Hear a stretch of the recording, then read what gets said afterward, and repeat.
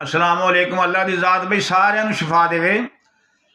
बच्चा पैदा नहीं हाली होंदा तो उस तो पहला ही अल्लाह की ज़ात ने ਉਹਦੇ वास्ते रोज़ी का इंतज़ाम किया होंदा है नाफ के जरिए, क्योंकि नाफ का तुहानू पता नहीं की फायदे ने। मैं तुहानू इंशाअल्लाह दसन लगा है।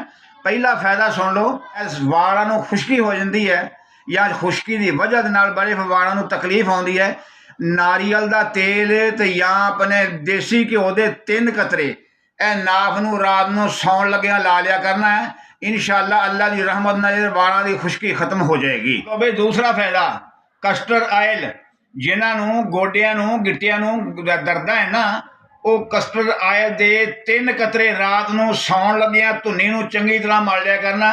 अल्लाह की रहमत नाल इंशाअल्लाह गोडिया की गिट्टिया दी दर्द इंशाअल्लाह ठीक हो जाती। जिल्द खुश्क रहिंदी है, उन्होंने वैसे 3 कतरे सरों के तेल के ਉਹ ਤੁਸੀਂ ਧੁੰਨੀ ਤੇ रात ਨੂੰ ਸੌਣ ਲੱਗਿਆ ਲਾ ਲਿਆ करना। अल्लाह की रहमत ਨਾਲ इंशाअल्लाह ਜਿਹੜੀ जिल्द खुश्की है ना वो इंशाअल्लाह दूर हो जाएगी। चौथे नंबर ਤੇ सुन लो, ਜਿਹੜੇ ਬੱਚੇ ਜਿਨ੍ਹਾਂ ਦੇ ਬੱਚਿਆਂ ਦੇ पेट 'ਚ ਅਕਸਰ दर्द ਰਹਿੰਦੀ है ਉਹਨਾਂ ਦੇ ਵਾਸਤੇ ਹਿੰਗ ਦਾ ਪਾਣੀ, ਹਿੰਗ ਨੂੰ ਪਾਣੀ ਵਿੱਚ ਪਾ ਦੇਣਾ ਖੋਰ ਕੇ ਨਾ ਚੰਗੀ ਤਰ੍ਹਾਂ, ਤੇ ਉਹ ਜਿਹੜਾ ਪਾਣੀ ਉਹਨਾਂ पेट ਧੋਣਾ ਵਾ ਬੱਚੇ ਦਾ। इंशाअल्लाह अल्लाह की रहमत ਨਾਲ ਬੱਚੇ ਦਾ पेट ठीक।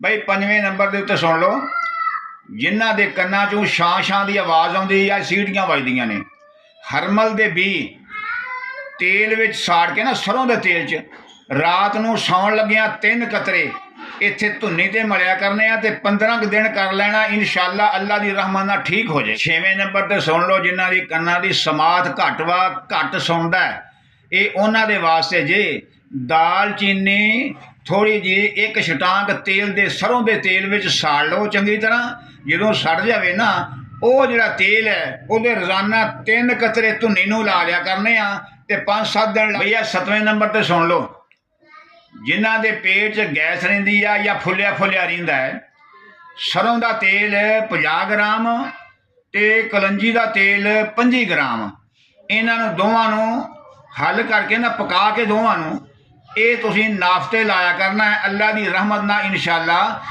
गैस भी ठीक हो जाएगी, जो पेट का फरामा वो भी सही हो जाएगा इंशाअल्लाह। 8वें नंबर के उत्ते जिन्होंने नज़ला जुकाम ज़्यादा रहिंदा है, निछां बहुत ज़्यादा आउंदियां तो हटदियां ही नहीं, बड़ियां दवाइयां खादियां आराम नहीं होंदा है।